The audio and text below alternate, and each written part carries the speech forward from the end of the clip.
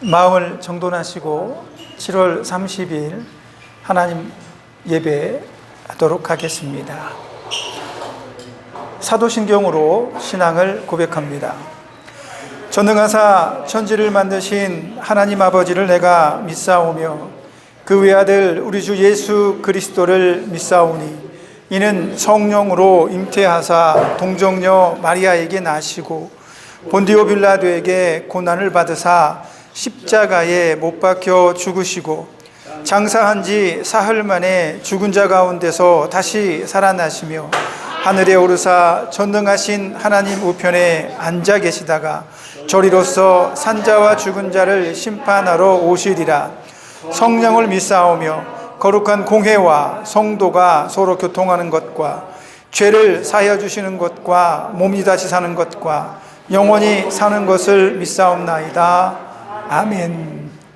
찬송가 64장 다 같이 찬송하도록 하겠습니다. 기뻐하며 경배하세.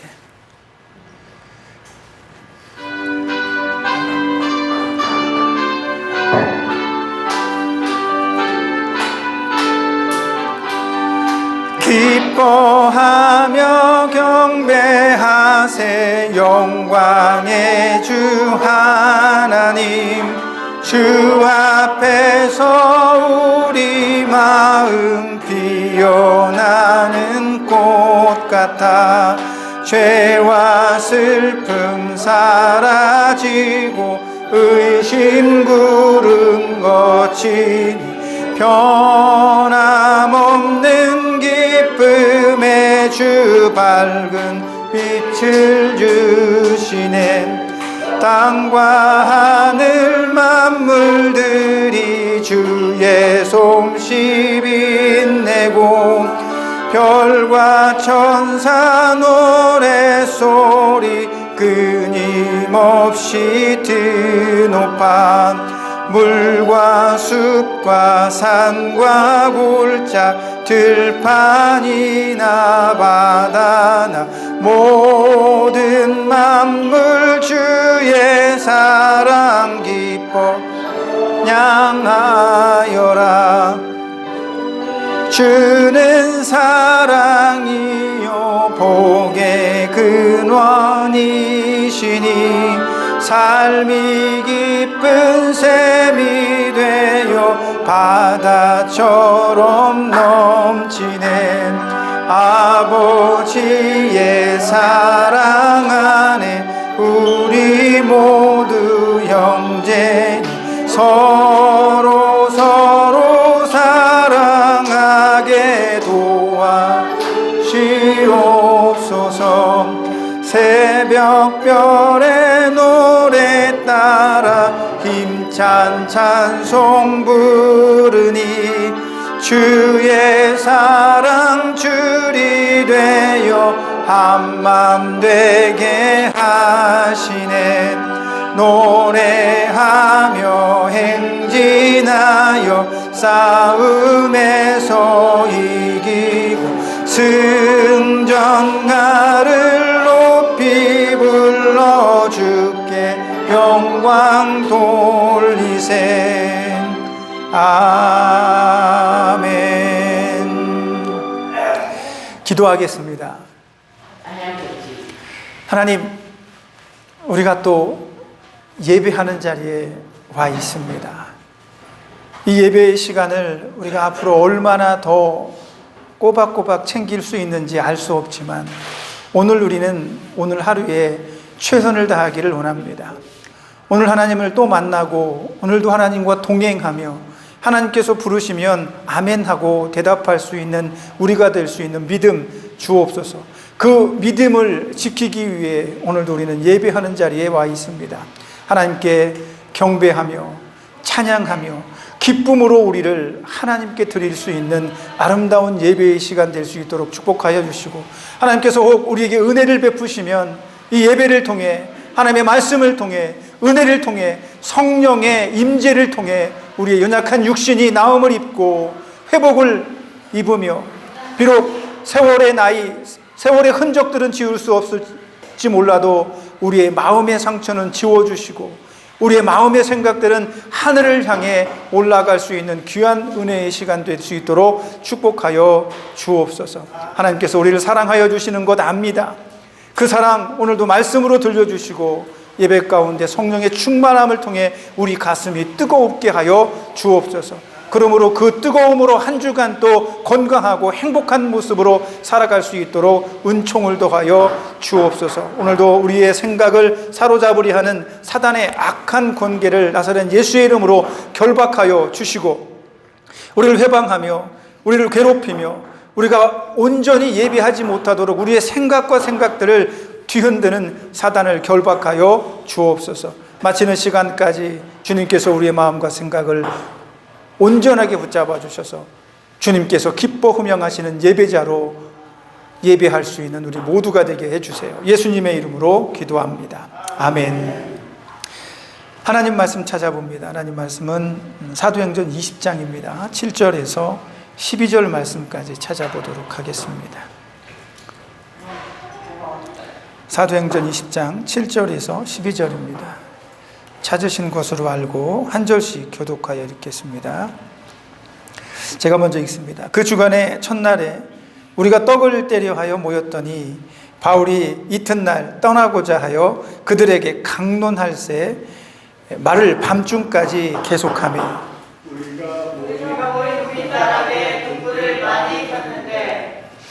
유두고라 하는 청년이 창에 걸터 앉아 있다가 깊이 졸더니 바울이 강론하기를 더 오래 하매 졸음을 이기지 못하여 3층에서 떨어지거늘 일으켜 보니 죽었는지라. 바울이 내려가서 그 위에 엎드려 그 몸을 안고 말하되 떠들지 말라 생명이 그에게 있다 하고 올라가 떡을 떼며 먹고 오랫동안 곧 날이 새기까지 이야기하고 떠나니라. 사람들이 살아난 청년을 데리고 가서 적지 않게 위로를 받았더라. 아멘. 네, 오늘 본문의 말씀을 의지해서 복음으로 위로를 주는 그리스도인이라는 제목으로 하나님 말씀 전해드리도록 하겠습니다. 한 주의 시간이 얼마나 이렇게 빨리 가는지, 금주에는 또 너무 많이 더워서 많은 사람들이 이 더위 때문에 또 목숨을 잃고 생명을 잃는 또 병원 치료를 받는 엄청난 일들이 벌어지고 있습니다. 그래서 여러분들 병원에 계시면서 하나님께서 또 은혜를 주시고 여러분 마음속에 여러분 기억 속에 너무 지루하지 않고 너무 재미없는 병원 생활이 아니라 늘 천국을 소망하면서 하나님과 동행하기를 소원하는 그 마음으로 하루하루를 이겨내시기를 주님의 이름으로 부탁을 드립니다. 오늘 본문의 말씀에는 세상에게 사람들에게 위로를 주는 한 사람이 등장을 합니다. 그가 바로 우리가 잘 알고 있는 바울 사도입니다. 이 사람은 얼마나 열심히 있는지 이 사람이 예수님을 믿기 전에 예수님을 믿는 사람들을 잡아다가 옥에 가두고 그들을 죽이는 일을 절대로 마다하지 않은 사람입니다. 사람을 죽음에 내어놓는 일이 얼마나 무서운 일입니까? 그러나 바울은 기꺼이 그 일을 감당했습니다. 젊은 바울은 그런 일들을 통해 자기의 입지가 곤고해지고 자기가 유대교 내에서 조금 더 좋은 위치에 올라가기를 소망했을지도 모르겠습니다. 그러나 바울은 어느 순간에 다메섹 도성에서 예수님을 만나게 되죠. 그렇게 예수님을 만난 바울의 인생은 완전히 뒤바뀝니다. 과거에는 예수님을 믿는 사람들을 잡아서 죽이려고 했지만 이제는 예수님을 믿지 않는 사람들을 쫓아다니면서 예수님을 믿도록 돕고 그들에게 복음을 전하는 일에 온 생명을 걸었습니다. 그렇게 돼서 오늘 본문의 말씀 바로 윗구절에도 보면 이 사람들이 이제 드로아로 들어가고자 하는데 이 유대인들이 바울이 가려고 하는 곳들마다 곳곳에 숨어서 바울을 잡아서 죽이려고 하니까 마게도니아 쪽으로 이렇게 삥 돌아서 우리가 드로아로 갑시다 하는 그런 구절도 나옵니다. 이제는 자기처럼 그리스도를 믿는 사람들을 잡아 죽이려고 하는 사람들이 바울을 죽이려고 하는 이런 상황에까지 직면하게 됐다는 거죠. 왜 그럴까? 유대인들도 잘 알고 있었습니다. 이 바울은 굉장히 머리가 똑똑한 사람이에요. 그 당시에 가장 잘 가르치는, 우리나라 서울대 정도로 칠 수 있는 가장 유명한 가말리알의 문화에서 바울이 배웠고, 그 사람 문화에서 바울은 뛰어난 학생이었던 것 같습니다.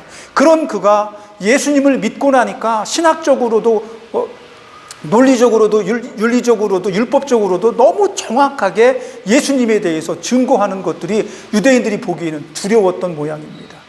바울의 말이 하나도 틀린 것이 없었기 때문이죠. 그래서 바울을 잡아서 죽이려고 했던 것 같아요. 그럼에도 불구하고 바울은 전혀 개의치 않았습니다. 그는 복음을 들고 너무나 바쁘게 살아옵니다. 오늘 본문의 말씀에 나오는 이 드로아 지방에 오기 전까지 바울은 계속해서 전도 여행을 다닙니다.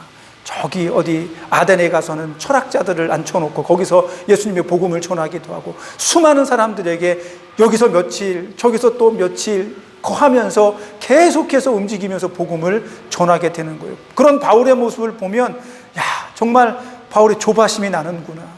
자기에게 주어진 이 짧은 인생의 순간들 속에서 자기가 만나는 사람들은 스쳐 지나가듯 한 번 만나면 다시 못 만날 수 있는 사람들이거든요.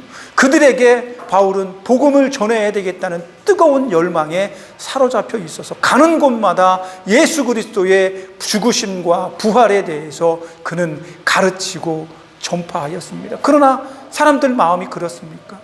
우리 마음속에서는 예수님에 대한 뜨거운 믿음이 있어서 그 믿음을 가지고 주변의 사람들에게 복음을 전해도 어떤 사람들은 그 복음을 듣고 관심이 없습니다. 그랬어? 그래서 어쩌라고? 이런 정도의 반응을 나타내고, 또 어떤 분들은 그 복음을 받고 예수님을 또 진실하게 믿을 수 있는 그런 기회를 갖는 분들도 있습니다.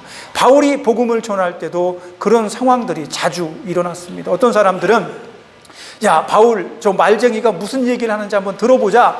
들어보니까 죽은 사람이 살아났대, 이런 이야기로 결말이 나니까 저건 쓸데없는 얘기인가 보다 라고 말하면서 그냥 돌아가는 사람들도 허다하게 많았습니다.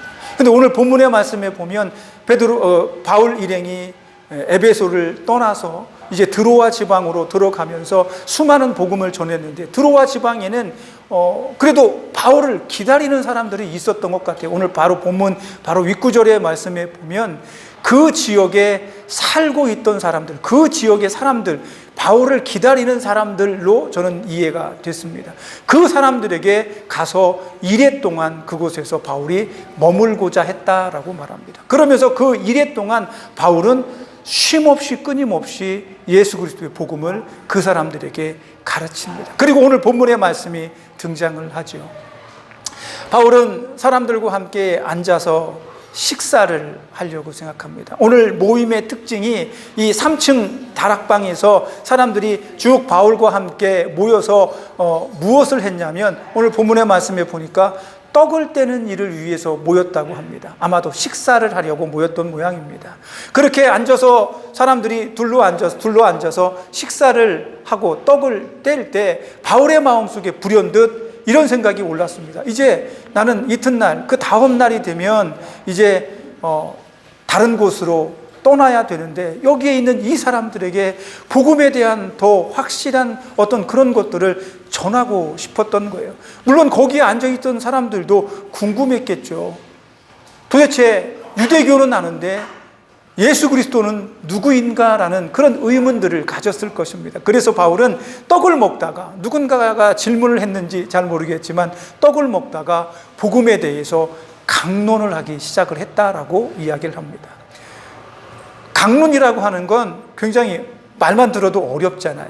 처음부터 자기가 이 예수님에 대해서 조목조목 사람들이 알기 쉽게 잘 풀어서 가르치는 겁니다. 그런데 이렇게 가르치다 보니까 어느 사이에 해가 넘어가고 어두워지기 시작을 한 겁니다. 저는 생각했습니다. 아무리 우리가 복음을 전하고 예수님에 대해서 가르쳐도 이렇게 긴 시간 동안 바울이 강론을 하고 또 사람들을 가르칠 때 이 바울 안에는 도대체 예수님에 대한 어떤 지식이 있을까라는 생각을 해보았습니다. 바울은 유대교인입니다. 그가 이제 예수님을 만나고 예수님을 증거하기 시작한 건 불과 얼마 되지 않았기 때문에 그렇습니다. 아니 얼마 되지 않은 바울이 어떻게 이렇게 예수님에 대해서, 복음에 대해서, 하나님의 뜻에 대해서 이렇게 잘 알고 있을까? 그 사람들이 알았으면 좋겠어. 여러분들이 전부 다 빨리 자기처럼 그 모든 복음에 대한 사실들을 알았으면 좋겠어. 그래서 바울은 자기 안에 있는 모든 복음의 진수들을 오늘 본문의 말씀처럼 거기에 모여있는 소수의 사람들에게 가르치고 있는 것입니다. 바울의 머릿속에는 예수님에 대한 생각으로 가득했습니다. 어떻게 그가 예수님에 대한 바울의 기억은 다메섹 도상에서 예수님을 만난 것 빼고는 없습니다. 그런데 그 짧은 시간에 어떻게 바울은 이렇게 복음의 진수를 알고 사람들에게 그 복음을 가르칠 수가 있을까? 바울에 대한 똑똑했으니까 그랬을 수도 있죠. 그리고 우리가 알고 있는 것처럼 신약 성경의 거의 많은 부분을 바울이 기록을 했습니다. 더군다나 기독론, 교회론, 여러 가지 그리스도론 해가지고 아주 중요한 신학적인 그런 모든 논리들은 바울에 의해서 기록이 되어졌다고 해도 과언이 아닙니다. 그 정도로 바울은 예수님에 대해서 잘 알고 있습니다. 어떻게 그렇게 잘 알 수가 있었을까? 그 짧은 기간 다메섹 도상에서 만난 예수님을 그가 어떻게 이렇게 완벽하게 알고 있었을까? 그는 예수님을 만나고 고민했습니다. 눈이 가려워지고 자기가 지금까지 살아온 인생의 궤적들을 살펴보면서 나는 유대교를 믿으면서 하나님의 충실한 종으로 잘 살았다고 생각했는데 다메섹 도상에서 만난 예수님께서 자기에게 너 지금 잘못 살고 있는 거야. 너 지금 잘못 알고 있는 거야. 네가 알고 있는 그 복음의 핵심은 내가 없이는 완성될 수가 없는 거야 라는 그런 이야기를 듣고 바울은 그 안에서 기도하기 시작을 하죠. 그리고 나서 하나님은 바나바라고 하는 특별한 사람을 그에게 붙여서 사도들이 했던 모든 행적들을 배우고 예수님에 대해서 또 배우고 학습하면서 자기만의 신앙을 독특하게 또 만들어내고 자기만의 신앙을 정립해낼 수가 있었던 거죠. 그러므로 인해서 그는 예수님의 복음에 대해서 아주 핵심적으로 잘 가르치고 사람들에게 전달할 수가 있었다는 거죠. 그래서 바울은 오늘 아주 긴 시간 떡을 떼면서 사람들에게 강론을 하는데 떡을 계속 먹으면서 했겠습니까? 이제 떡 먹는 시간은 다 지났겠죠. 그런 상황 속에서 바울이 가르치다 보니까 어느새 해가 지고 깊은 밤이 되었습니다.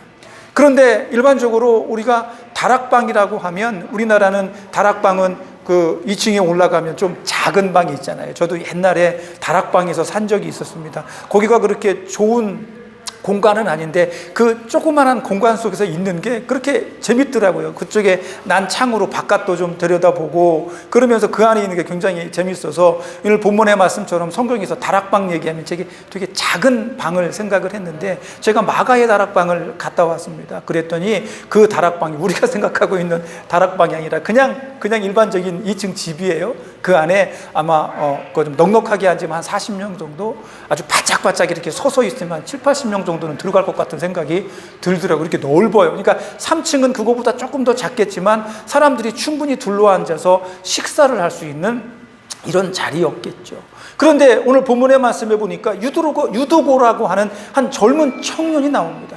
지금 같은 시대에 지금 젊은 청년들을 얘기하겠죠. MZ세대라고 이야기하는데 이 친구들이 굉장히 사고방식이 독특합니다. 제 아들하고 저하고 어떤 그 생각의 차이가 있는 것처럼 아마도 이 당시에 유두고와 그 당시에 있었던 어른들하고의 생각도 조금 달랐을 겁니다. 자리가 없어서 그랬는지 모르겠지만 아니면 조금 멋있어 보이려고 그랬는지 모르겠지만 유두고는 그냥 다락방에 그냥 앉아있는 게 아니라 다락방 한쪽 편에 나 있는 창에 걸터 앉아서 바울이 이야기하는 걸 듣고 있습니다. 근데 이 젊은 친구가 어느 순간부터 졸리기 시작한 겁니다. 왜 졸렸을까? 왜 피곤했을까? 그는 이 복음에 대해 전혀 관심이 없었을까? 이런저런 생각을 해보았습니다. 그러나 유두고가 오늘 여기에 온 것은 오늘 바울을 만나고자 했던, 바울을 기다렸던 그 사람들 무리 안에, 그 범주 안에 들어있는 사람입니다. 적어도 그들이 예수님을 믿기로 작정을 하고 바울의 가르침을 받기 위해서 모였다면 유두고는 지금 교회에 나와 있는 겁니다.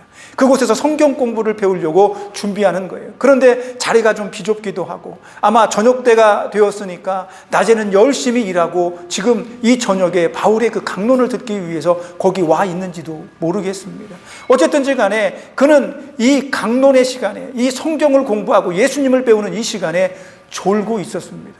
그가 졸았던 것이 나쁘다라고 얘기하려고 하는 게 아닙니다. 그는 예배 자리에 지친 몸을 이끌고 피곤함을 이기지 못하는 이 젊은 친구가 그날 하루 동안 어떤 일을 했는지 우리는 아무도 알지 못합니다. 그러나 지금도 마찬가지이지만 그 당시에는 먹고 사는 게 힘들기 때문에 젊은이가 집에서 핑핑 놀 수 없잖아요. 지금은 많이 논다고 하는데 어르신들이 그런데요. 야, 내가 자식을 낳아서 한 20년 키워줬으면 이제 네가 나가서 네 손으로 밥벌이하고 네가 살아야지. 지금 시대가 어려우니까 젊은 애들이 다 집에 들어와서 부모랑 같이 산다는 거예요. 그러니까 부모가 얼마나 꼴보기 싫어. 야, 20년 30년 키워줬으면 됐지. 이제 나가서 네가 혼자 알아서 살면 되는데 아직도 그 부모를 의지해서 사는 젊은 친구들이 지금 있습니다. 근데 그 젊은 친구들을 보면서 부모는 속상하겠죠. 누가 어떤 그 천주교 신부님이 그래요. 우리는 자식을 키워서 20년에서 30년 동안 그 자식을 키우고 가르치고 세상에 내보낸다는 거예요. 그리고 나서 우리가 이제 나이가 들면 그 자녀들한테 우리가 그 자녀들을 20년, 30년 키워줬으니까 우리도 20년, 30년만 그 자녀들의 보살핌을 받으면 되는데 그게 이치에 맞잖아요. 내가 20년도 키워줬으니까 너도 20년 동안 나 봉양하고 나 잘 섬겨주고 나 보살펴줘, 나이 들면. 그래야 되는데 지금은 워낙 건강하게 오래들 사시잖아요.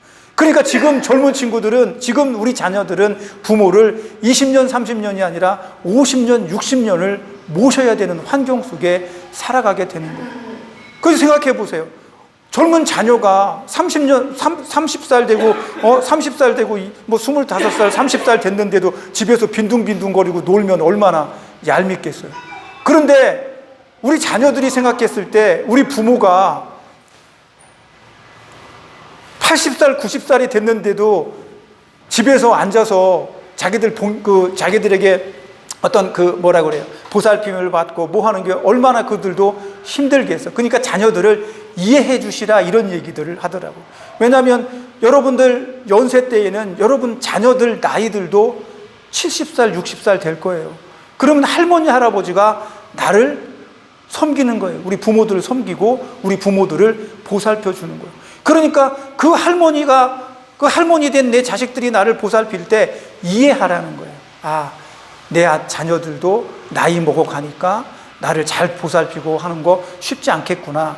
조금 섭섭해도 이해하고 조금 아쉬워도 우리 괜찮아. 우리 자녀들 저렇게 나를 위해서 열심히 애쓰고 있구나. 이런 마음으로 자녀들을 좀 살펴봐라 이런 얘기를 하시더라고요. 근데 오늘 본문의 말씀에서 유두고라고 하는 청년도 이 밤에 여기 와 있지만 낮에는 그가 분명히 열심히 일한 사람이 아니었겠는가. 그러니까 이 젊은 친구가 거기 많은 사람들이 다 모여 있지만 젊은 친구가 졸고 있을 수밖에 없는 거예요. 그리고 본문의 말씀을 조금 더 읽다 보니까 이 사람도 졸기는 싫었나 봐. 왜냐하면 졸음이 하도 오다 보니까 이 졸음을 이기지 못하고 그래요. 좀 싸웠나 봐, 졸음하고. 우리도 예배 시간에, 성경 공부 시간에 가만히 듣다 보면 사실 졸리기도 합니다. 안 피곤해도 성경 공부하려고 그러면 조금 졸리기도 하고 피곤하기도 해요. 그래 가끔 예배 시간에 조는 거 전혀 괜찮습니다. 저는 그렇게 생각합니다. 그 한 시간에 존다고 뭐 크게 문제 생기겠습니까? 그가 그곳에 나와 있고 그 예배 자리에 나와 있는 것 자체가 은혜이며 복입니다. 그 시간을 통해서 하나님께서 또 다른 나아옴을 만들어낼 거고, 그가 졸아도 이 예배 시간에 나오면 그 다음 시간에 안 졸고 예배 드릴 수 있는 시간들도 있을 거기 때문에 이해하고 바라보는 게 필요하다는 거죠. 오늘 이 젊은 친구는 어쨌든 졸음과 싸우다가 결국 졸음에 지고 깊은 잠에 빠져들게 됩니다. 창문에 걸터 앉아서 깊은 잠에 빠지니까 어떻게 됩니까? 깜박 졸다가 안쪽으로 떨어지면 다행인데 그만 바깥쪽으로 떨어져 버리고 마는 거예요. 오늘 본문의 말씀에서 보니까 높이가 3층 높이에요. 못해도 한 4, 5m 정도는 될 거 아니에요. 그곳에서 졸다가 떨어졌으니까 굉장히 위험한 순간이 벌어지는 거죠. 바울이 오늘 복음을 전하고 예수님에 대해서 강론을 하고 있는 이 복음의 현장이 아수라장이 되어져 버렸습니다. 지금껏 바울에게 듣고 배웠던 거기 앉아있는 수많은 사람들의 머릿속에는 순식간에 야, 유두고가 떨어졌어. 이거 어떻게 된 거야? 난리가 났겠죠. 3층에 있는 사람들이 막 후다닥 뛰어내려가서 젊은 유두고를 가서 흔들어 봅니다. 아이, 앞불싸. 복음을 전하는 현장에서 한 젊은 친구가 떨어져서 죽어버리고 말았습니다. 사람들은 기겁을 했습니다. 야, 유두고가 죽어버렸어. 유두고가 죽은 거야. 저가 숨을 쉬지 않아. 이거 어떡하지? 큰일 났네. 지금까지 바울이 가르쳤던 모든 복음의 내용들이 전부 다 사라져버리고 말았습니다. 그 사람들의 머릿속에는 온통 젊은 유두고의 죽음밖에는 남지 않았습니다. 바울도 깜짝 놀랐죠. 불이 나게 바울도 3층에서부터 내려가서 유두고를 살펴봅니다. 그리고 그는 지체 없이 죽어있는, 누워있는 유두고의 몸 위에 자기 몸을 포개고 사람들에게 말합니다. 사람들 난리가 났겠죠. 소리를 지르고, 또 어떤 사람은 우는 사람도 있을 것이고, 어떻게 해야 될 것이냐고 막 우왕좌왕 난리가 아니었겠죠. 그러니까 바울이 말합니다. 여러분, 조용하십시오. 조용히 하십시오. 제발 조용히 하십시오. 그 입 다무십시오. 여러분 마음속에 있는 부정적인 생각들을 버리십시오. 그리고 나서 그들에게 말합니다. 아직 이 유두고의 영혼이 그의 몸 안에 있습니다. 분명히 사람들은, 먼저 내려간 사람들은 유두고가 죽은 걸 확인했습니다.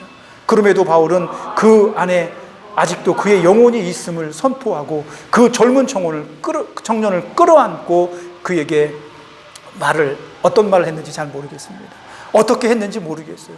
베드로가 말한 것처럼 내게 있는 것 근거와 의문 없거니와 예수 그리스도의 이름으로 살아나라라고 얘기했는지 모르겠습니다. 그러나 바울의 마음속에는 지금 그 안에서 지금까지 이 늦은 밤까지 복음을 전한 자기의 그 복음이 이 유두고의 죽음 때문에 사라져버리는 것을 인정할 수 없었겠죠. 그는 유두고를 끌어안고 하나님 앞에 분명히 기도했을 것입니다.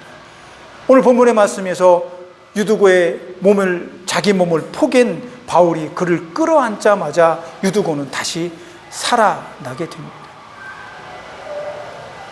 가만히 생각해 보면 지금까지 이 유두고의 죽음 때문에 거기에 모여서 복음을 전하고 예수님에 대해서 가르쳤던 이 모든 것들이 수포로 돌아갈 뻔했는데 오히려 유두고의 죽음이 거기 모여있는 사람들에게는 믿음이 되어져 버렸습니다. 그들에게는 지금까지 바울이 얘기했던 예수님에 대한 부활이 정확하게 깨달아지는 순간이 되었던 겁니다. 바울이 전했던 그 예수님의 부활이 깨달아지게 된 거예요. 분명히 이 밤에 바울은 거기에 있는 모든 사람들에게 예수님의 십자가의 죽음과 부활에 대해서 가르쳤을 거예요. 그 사람들은 생각했죠. 바울의 말처럼 예수님께서 십자가에 돌아가시고 3일 만에 부활하셨대. 그래? 정말 그러셨대? 그거 참 신기한 일이네. 그럼 우리가 그걸 믿어야 되는 거잖아. 그거 정말 신기하네. 이렇게 생각했을 수도 있겠습니다. 그러나 오늘 유두고가 죽음 가운데에서 살아나는 것을 보고 거기에 모인 몇 안 되는 소수의 사람이지만 그들은 부활에 대해서 경험을 하게 된 것입니다. 그 부활한 유두고와 거기 모여있는 사람들은 다시 3층 다락방으로 올라가서 함께 아까 못 먹었던 떡을 다시 먹기 시작합니다. 그러면서 그들은 이제 확실하게 이해가 됐을 거예요. 지금까지 이 복음에 대해서 이게 무슨 얘기일까? 이 부활이 무엇일까라고 생각했지만 이 사람들은 유두고의 부활을 통해서 예수 그리스도의 부활을 이해하게 됐습니다. 그 부활을 믿게 되었습니다. 그러면서 그들은 오늘 본문의 마지막 말씀 읽은 것처럼 소망하기 시작합니다. 이 젊은 유두고의 부활로 인해서 이 사람들은 적지 않은 위로를 얻었다라고 말합니다. 이 얘기에 저는 큰 기쁨이 있었습니다. 적어도 그 다락방에 모인 사람들에게는 예수님의 부활, 유두고의 부활, 아직 죽지 않았지만 자기들의 부활에 대한 소망도 그 마음 안에 갖기 시작했다라는 것을 의미하기 때문에 그렇습니다. 저와 여러분은 바울처럼 사람을 살리는 능력은 없습니다. 저도 그런 능력 좀 있었으면 좋겠습니다. 제가 수많은 시간 동안 전도하며 살았습니다. 물벼락도 맞아보고 뺨때기도 맞아보고 아파트에 들어가면 경비 아저씨들이 꼭 찾아와서 목사님 제발 올라가지 마시라고 막 이러면 죄송하다고 얘기하고 또 뭐 바카스도 좀 사다 드리고 뭐 그렇게 복음을 전했는데 저는 한 번도 죽은 사람을 살린 기억이 없습니다. 아픈 사람을 위해서 기도하고 어느 순간에 그가 나아서 하나님께 감사하는 것은 보기도 했지만 저는 죽은 사람을 살리는 능력이 제 안에는 없습니다. 지금까지, 앞으로는 어쩔지 모르겠지만 지금까지 하나님은 저를 죽은 사람을 살리는 사역으로는 쓰지 않으셨습니다. 여기 있는 여러분들도 마찬가지입니다. 여러분들도 예수님을 믿고 복음의 능력이 있음을 아멘으로 확신하십니다. 아직까지 여러분이 용기가 없어서 죽어있는 사람에게 살아나라라고 기도 안 하셨는지, 아직 못하셨는지 모르겠지만 저와 여러분에게는 바울처럼 죽은 사람을 살릴 수 있는 능력을 부여받지는 못했다는 거죠. 저도 바울처럼 그랬으면 얼마나 복음의 역사가 나타나겠습니까? 손을 얹은즉 그의 손수건만 갖져다가 환부에 얹어도 나음을 입는 이런 일들만 있으면 얼마나 복음이 확산이 되겠습니까? 그러나 하나님은 우리에게는 그런 능력을 주시지 않았습니다. 그러나 한 가지, 바울이 복음으로 세상의 사람들에게 위로를 주고 복음으로 세상 사람들에게 소망을 준 것처럼 저와 여러분에게도 하나님은 똑같은 자리에 설 수 있는 기회와 은혜를 주셨다는 겁니다. 사람은 살리지 못하지만 저와 여러분에게는 예수 그리스도의 복음이 있다는 사실입니다. 우리도 똑같이 바울이 선 그 자리에서 세상을 향해서 복음을 전하며 세상을 향해서 부활에 대한 소망을 전해줄 수 있는 그런 능력을 부여받았다는 겁니다. 유두고는 살릴 수 없지만 저와 여러분은 우리 주변에 있는 누군가의 영혼을 위해서 기도할 수 있고 그들에게 복음을 전할 수 있는 은혜가 있다는 겁니다. 하나님은 그렇게 엄청난 그 사역의 자리에 저와 여러분을 세워두신 겁니다. 누구와 같이?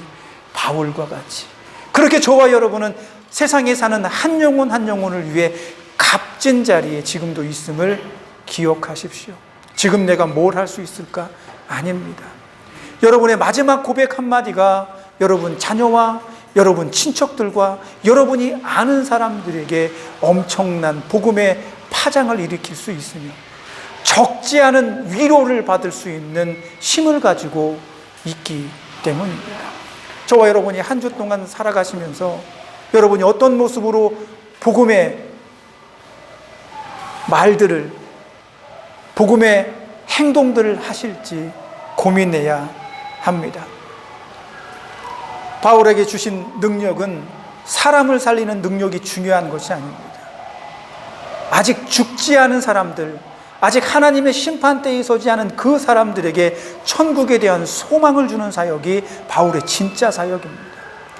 예수님께서 나를 위해 십자가 위에서 돌아가시고 부활하시는 것처럼 여러분도 예수님의 이름을 믿고 영원한 부활의 생명을 얻게 될 것입니다라는 사실을 전하는 것이 하나님께서 주신 가장 값진 사역이라는 겁니다. 그 부분에서는 저와 여러분도 동일한 은혜를 경험합니다. 평생 그렇게 살아오셨겠지만 아직도 저와 여러분에게는 복음이 우리 입술 안에 있으며 우리 삶 안에 있습니다.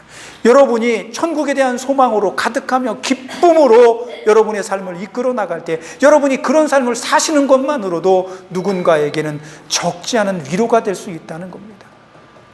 나도 저 어머니처럼 저 아버지처럼 죽음에 대한 두려움이 없이 천국에 대한 소망과 즐거움과 기쁨으로 살았으면 좋겠다라는 그런 믿음의 도전을 줄 수 있다는 거죠. 한 주간 저와 여러분 또 그렇게 살아야 할 것입니다. 제가 소망하는 것은, 제가 여러분들을 위해서 기도하는 것은 여러분의 기억들이 어느 순간에 사라지지 않기를 기도합니다. 누구는 치매라고 말하고, 누구는 그것이 지병이라고 말하고, 누구는 그것이 병이라고 말하지만 적어도 여러분 머릿속에서 모든 기억들이 막 혼합이 되고 모든 기억들이 막 이렇게 섞여져 있어도 오직 예수 그리스도의 이름만큼은 절대로 사라지는 순간이 없기를 기도합니다. 여러분들이 천국을 소망하는 그 소망만큼은 어떤 상황 속에서도 여러분의 기억 속에서 지워지지 않기를 기도합니다. 그렇게 이 한 주간도 그런 천국에 대한 소망과 천국에 대한 위로를 가지고 한 주간도 행복하고 건강하며 복음으로 단련된 그런 삶을 사실 수 있는 저와 여러분이 되시기를 예수님의 이름으로 부탁을 드립니다. 기도하겠습니다. 하나님, 바울은 복음을 전했습니다. 그 복음 때문에 거기에 모인 사람들은 적지 않은 위로를 받았습니다. 예수님이 부활하신 것처럼, 유두고가 부활한 것처럼 아직 죽지 않은 나도 부활의 기회가 있구나라는 것 때문에 그들은 위로를 받았습니다. 오늘 여기에 있는 우리들도 우리의 연약한 육신 때문에, 우리의 나이 많이 들음으로 인해 나빠진 건강 때문에 속상한 마음이 있을 수도 있고, 어떤 때는 내 육신의 아픈 것들 때문에 괴로움이 있을 수도 있지만, 우리에게는 믿음에 대한, 부활에 대한 소망 때문에 위로가 되게 하여 주옵소서. 그 위로 때문에 이 한 주간도 건강하고 행복하며 복음으로 살아갈 수 있는 우리가 되게 축복하여 주옵소서. 절대로 악한 사단에게 우리의 마음과 생각을 빼앗기지 않도록 성령님 우리를 붙잡아 주시고 내 머릿속에서 아름다운 믿음의 추억만 남게 하여 주옵소서. 예수님의 이름으로 기도합니다. 아멘. 찬송가 135장입니다. 어저께나 오늘이나.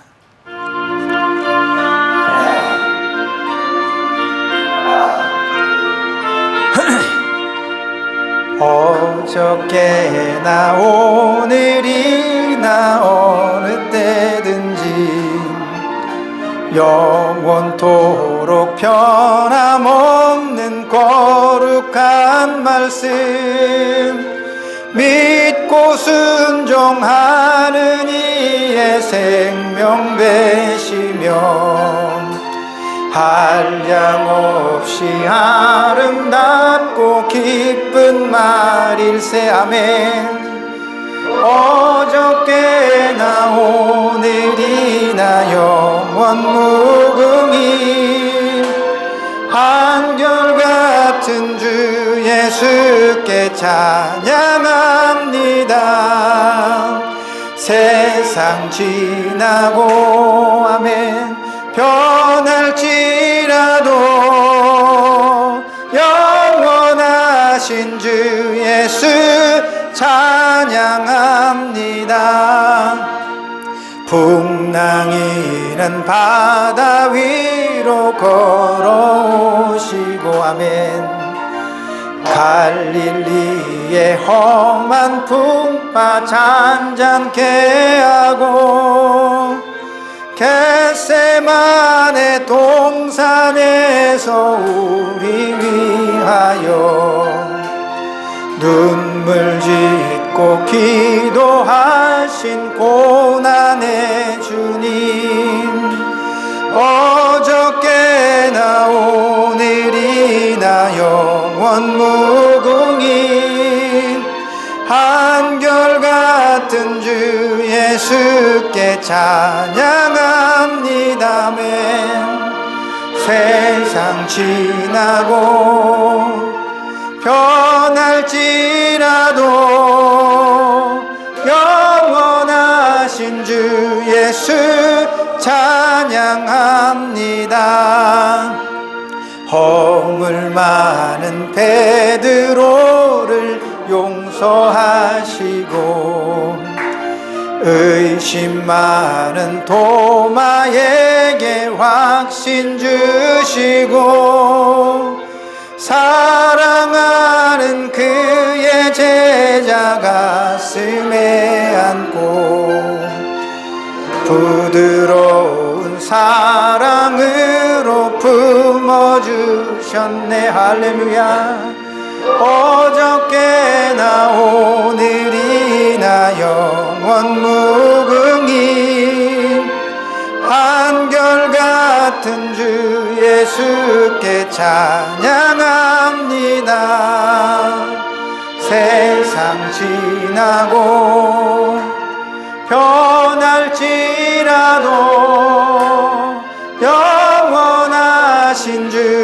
예수 찬양합니다.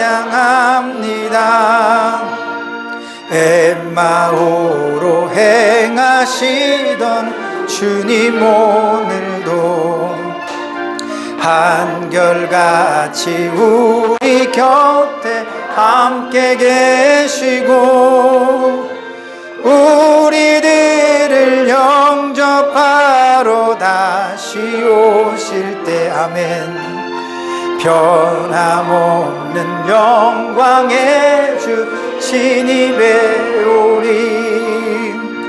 어저께나 오늘이나 영원 무궁히 결같은 주 예수께 찬양합니다. 세상 지나고 변할지라도 영원하신 주 예수 찬양합니다. 아멘. 기도하겠습니다. 어저께나 오늘이나 그리고 또 그 다음 날에도 우리 마음이 변함없이 다시 오실 주님을 기다리며 우리가 만날 주님을 소망하기를 학수고대합니다. 그렇게 날마다 잊지 않고 주님을 기다리며 우리가 가야 할 그 천국을 소망하고 상상하는 것이 우리의 일과가 되게 하여 주옵소서. 그래서 나도 모르게 살며시 하늘을 보며 미소를 짓고 행복을 머금은 그런 모습으로 세상 사람들에게 보여지게 하여 주옵소서. 나는 내 입술로 주변의 사람들에게 복음을 전하기 어렵습니다. 나는 내 의지대로 누군가에게 가서 복음을 전하는 것이 힘이 듭니다. 그러나 오늘 이 자리에서 나는 내가 소유한 예수 그리스도의 이름 때문에, 내가 가야 할 그 천국 때문에 행복해하고 즐거워하고 기뻐하는 것쯤은 내가 충분히 할 수 있습니다.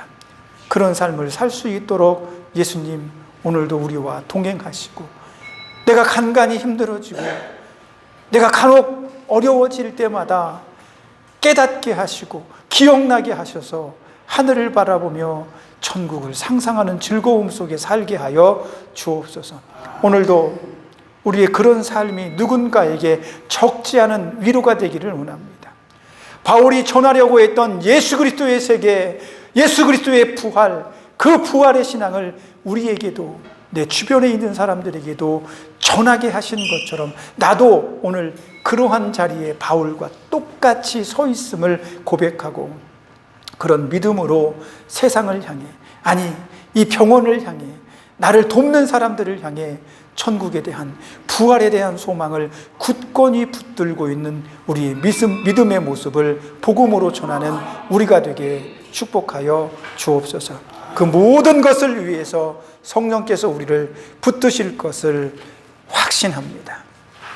이제는 우리를 죄에서 구속하신 예수 그리스도의 구속의 은혜와 하나님 아버지의 크신 사랑하심과 성령님의 감동과 내주하시며 교통하시는 은혜의 역사가 날마다 우리 안에서 세상에게 위로를 주며 복음으로 세상에게 소망을 주는 삶을 살기를 원하는 여기에 모인 하나님의 백성들 머리 위에, 저들이 사랑하는 가족들 위에, 저들을 돌보고 치료하며 돕는 병원의 모든 손길들 위에, 저들이 사랑하는 교회와 이 나라 이 민족 위에 이제로부터 영원까지 함께 있을지어다. 아멘.